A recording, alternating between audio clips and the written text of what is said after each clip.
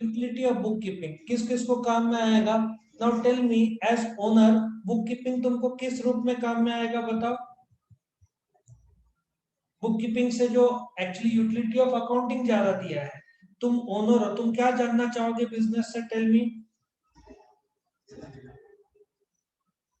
Profit loss. Profit की loss. Profit, very good, profit या loss. If profit अच्छा है तो एक्सपांड, जैसे कि नीलेश ड्राई फ्रूट्स ने सेरेन मेटल्स में एक और ब्रांच खोला, करेक्ट? समझ में आ रहा है तुमको? और जैसे कि लॉस हो रहा है तो बिजनेस शटडाउन कर दिया जाए या छोटा कर दिया जाए। तुमने वो कौन सा है एयरटेल ग्रुप का, विशाल मेगा मार्ट है, कौन सा है जो इन लोग इजी डे मॉल सुना है? इजी डे मॉल सुना है ना? हाँ सर सुना है। नो, इजी डे मॉल जो लाइफस्टाइल था कॉलेज रोड में, पेट्रोल पंप के पीछे, पेट्रोल पंप वाले का ही वो जगह था। तो उन लोगों ने बहुत बड़ा मॉल ओपन किया था और वो बिग बाजार से भी अच्छा था। बट व्हाट हैपेंड वाज, वो इतना बड़ा मॉल था तो प्रॉब्लम वाज, उनका बिजनेस भी अच्छा हो रहा था बट रेंट इतना ज्यादा था। मुझे लगता है 5 से 10 लाख का, 10 से 11 लाख का रेंट इजीली होगा, क्योंकि वो पूरा फ्लोर उन्होंने हायर किया था। So in spite of very good turnover वो टिक नहीं पाए। सो उनका बुक्स ऑफ अकाउंट्स और सब्सिक्वेंटली अकाउंट से जब पता चला लॉस हुआ, तो इजी डे मॉल बंद हो गया। It was a very good mall इन नासिक। फिर उन्होंने क्या किया, इजी डे मॉल मतलब एयरटेल का नाम सुना है ना, एयरटेल? हाँ सर। तो एयरटेल वॉलमार्ट को इंडिया में लाना चाहता था, बट इंडियन गवर्नमेंट तो आसानी से आएगा नहीं, क्योंकि वॉलमार्ट इंडिया में आएगा तो सबको बर्बाद कर देगा। वॉलमार्ट दुनिया का सबसे बड़ा डिपार्टमेंटल स्टोर है। अपना जो मेट्रो में गए हो तुम कभी? मेट्रो, हाँ sir. Metro is very similar to Walmart. It's not Walmart but Walmart जैसा बनाया मेट्रो को। सो एयरटेल को परमिशन नहीं मिला वॉलमार्ट को इंडिया में लेके आने का, तो उन्होंने इजी डे मॉल शुरू किया। अब इजी डे मॉल का रेंट क्या होता है, जो भी कंपनीज है, शोरूम है बड़े बड़े, ये लोग खुद से खरीदते नहीं जगह, ये लोग रेंट पे लेते हैं। समझ में आ रहा है?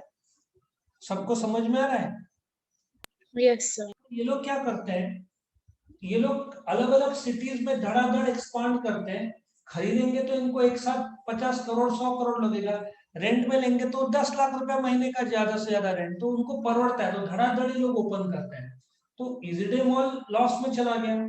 फिर उन्होंने एक स्ट्रेटेजी बनाया कि सी इट्स लाइक, तुम 100 फ्लोर भाड़े पे लो, उसके बजाय छोटे छोटे 10 फ्लोर नासिक के चारों कोने में 10 जगह पे खोलो, रेंट भी कम रहेगा और छोटे पैमाने पे काम करेंगे तो चलेगा। लॉजिक समझ में आया तुमको? हाँ सर। तो इजी डे मॉल छोटे पैमाने पे, मैंने उसको काफी जगह पे देखा है, नासिक रोड में देखा है, कॉलेज रोड में देखा है। और वो लोग क्या कर रहे हैं, अभी बड़े बड़े मॉल्स में नहीं आते, छोटे छोटे जैसे किराना शॉप है ना, उससे थोड़ा सा बड़ा जगह लेते, रेंट भी कम लगता है और मॉल भी चालू रहता है। ऑफ कोर्स ब्रांड बिग बाजार जितना बड़ा उन लोग नहीं कर पाए, लेकिन उनका स्ट्रेटेजी चेंज कर दिया ताकि लॉस नहीं हो। 10 लाख का रेंट के बजाय 1-1 लाख 10 जगह पे वो लोग खोल सकते हैं ना।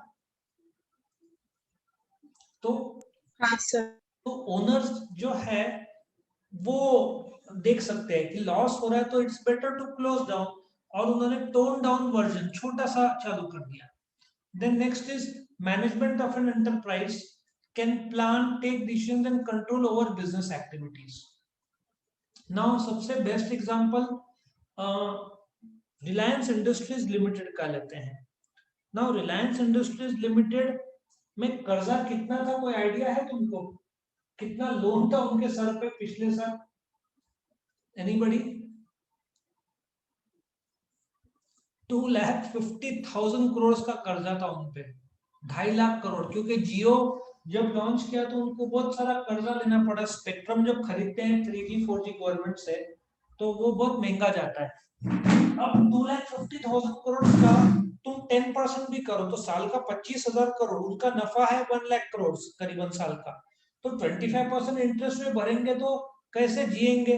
सो उन लोगों ने क्या किया, तुमने देखा ना, रिलायंस का कुछ हिस्सा गूगल ने खरीदा, फेसबुक ने खरीदा, फिर हाँ अमेरिका, सर।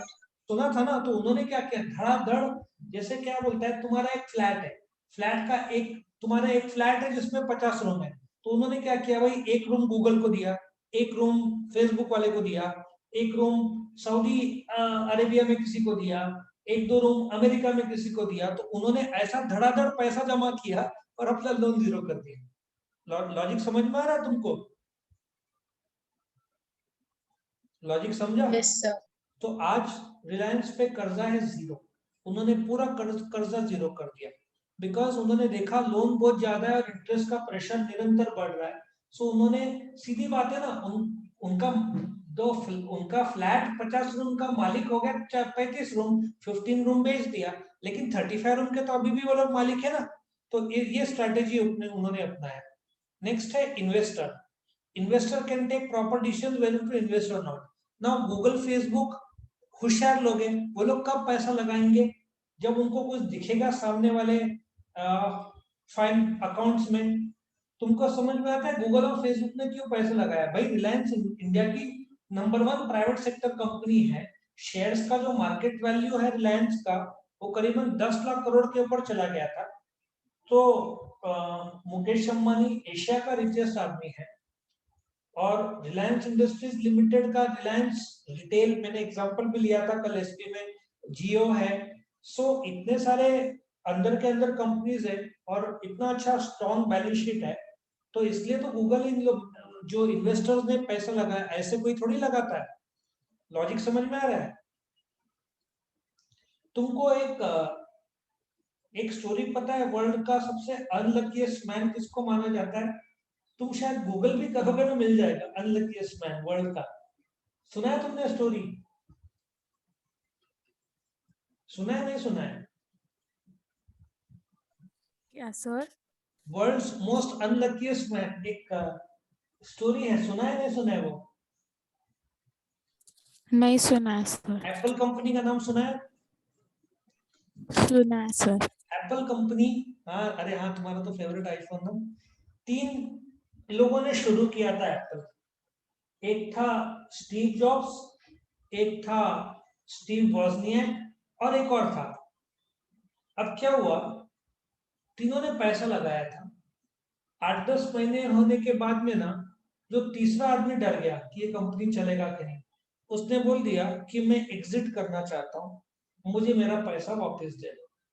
तो जो बाकी के दो बचे, स्टीव जॉब्स और वॉजनियक ने, उसको 50,000, उसका जो वैल्यू था ना कैपिटल का, तुमको अभी कैपिटल समझ में आ रहा होगा, धंधे में जो पैसे लगाते हैं, उसका कैपिटल उसको लौटा दिया। कितना लौटाया? 50,000 रुपया। तो अभी एप्पल में कितने लोग बचे? 2 लोग बचे, करेक्ट? समझ में आ रहा है?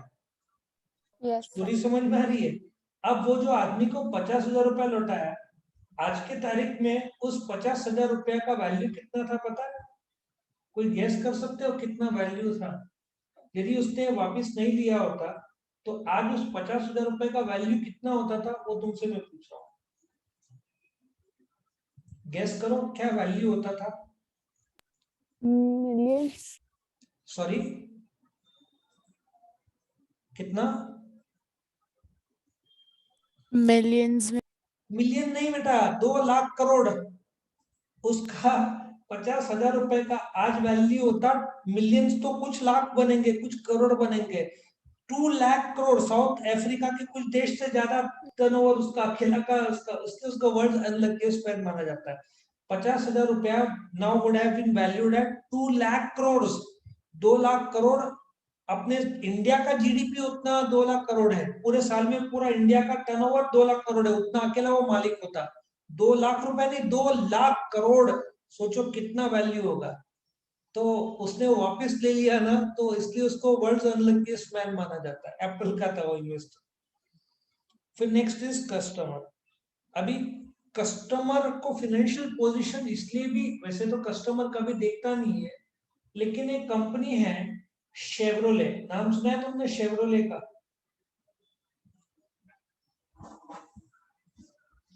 जनरल मोटर्स का नाम सुना है? हाँ सर। तो जनरल मोटर्स अमेरिकन कंपनी है, उसके अलग अलग मॉडल्स हैं, Chevrolet, Buick, Oldsmobile, Cadillac, Saturn. तो इंडिया में शेवरोलेट गाड़ी, शेवरोलेट कुछ लोग प्रोनाउंस करते हैं, तुमने सुना भी होगा, शेवरोले बीट या ऐसे कुछ तो था गाड़ी का नाम, सुना था हाँ sir, Chevrolet? Chevrolet.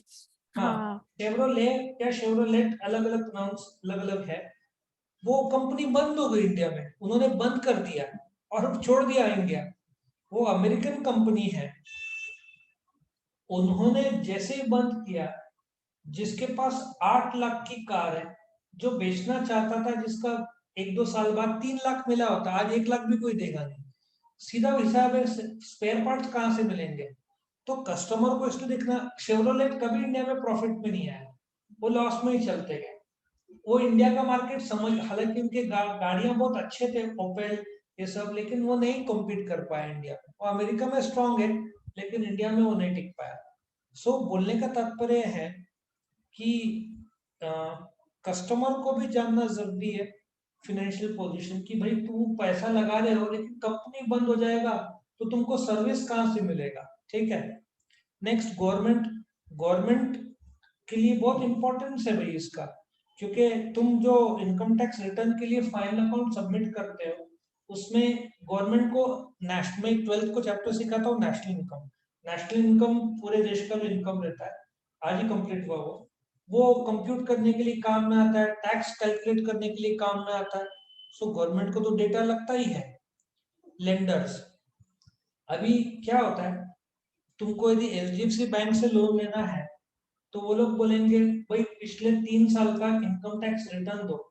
Income tax return में प्रॉफिट एंड लॉस अकाउंट और बैलेंस शीट रहता है। तुमको होम लोन लेना होगा ना, तो तुमको 3 साल का इनकम टैक्स रिटर्न देना पड़ता है, 1 साल का बैंक स्टेटमेंट देना पड़ता है। बैंक स्टेटमेंट समझता है, पासबुक का कॉपी 1 साल का, तो वो सब देना पड़ता है। तो लेंडर लोग तुम्हारा कर्जा तब देंगे जब तुम्हारे पास प्रॉफिट और लॉस मेकिंग कंपनी को कौन कर्जा देगा? तो इसलिए लेंडर्स लोग को तो प्रॉफिट एंड लॉस अकाउंट के बिना तो वो कर्जा देंगे ही नहीं। लेंडर लोग कर्जा क्यों देते हैं? भाई तुम्हारा रिपेमेंट कैपेसिटी है कि नहीं, ये देखने के लिए देते हैं। और लास्ट में डेवलपमेंट।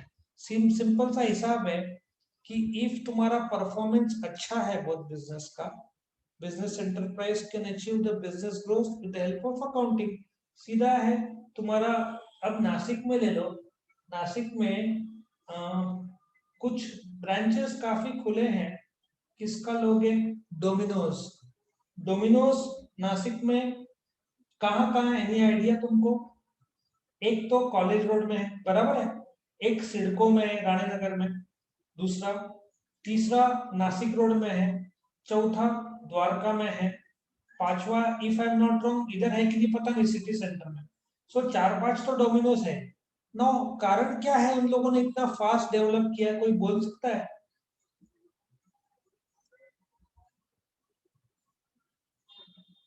कोई बोल सकता है डोमिनोज ने इतना क्यों फास्ट डेवलप किया है? कारण है कि इंडिया का 70 to 75% पिज्जा मार्केट डोमिनोज के कब्जे में है। आज उनके करीबन 1500 जितने रेस्टोरेंट्स या जो भी बोलना चाहिए, फ्रेंचाइजी बोलना चाहिए, है। और वो हाईली प्रॉफिटेबल कंपनी है। और अभी जब 2 जन जाते हैं डोमिनोज में, 500-600 से कम बिल आएगा नहीं। तुम गए हो कभी डोमिनोज?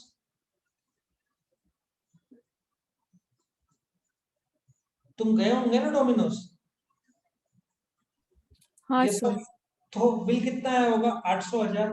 तुमको पता है एक डोमिनोज का बेस को कितना लगेगा? 20 रुपया। चीज को कितना लगेगा? 50 रुपया। बाकी को मतलब 100-150 का ये लोग बेचते हैं 400-500 रुपए में। सो प्रॉफिटेबल तो होना ही है। तो जब वो लोग देख रहे हैं हर जगह पे प्रॉफिट मिल रहा है तो धड़ाधड़ खोल रहे हैं। पिज्जा हट का प्रॉब्लम ये कि बहुत ज्यादा कॉस्टली है। 800-900 का पिज्जा, तो मानते हैं पिज्जा हट इज बेटर देन डोमिनोज, लेकिन बहुत महंगा है, इसलिए पिज्जा हट बहुत स्लो ग्रो हो रहा है। डोमिनोज फटाफट ग्रो हो गया फॉर 50% डिस्काउंट, ये सब देख के। तो ये यूटिलिटी है। सबको समझ में आया? ये सब नो?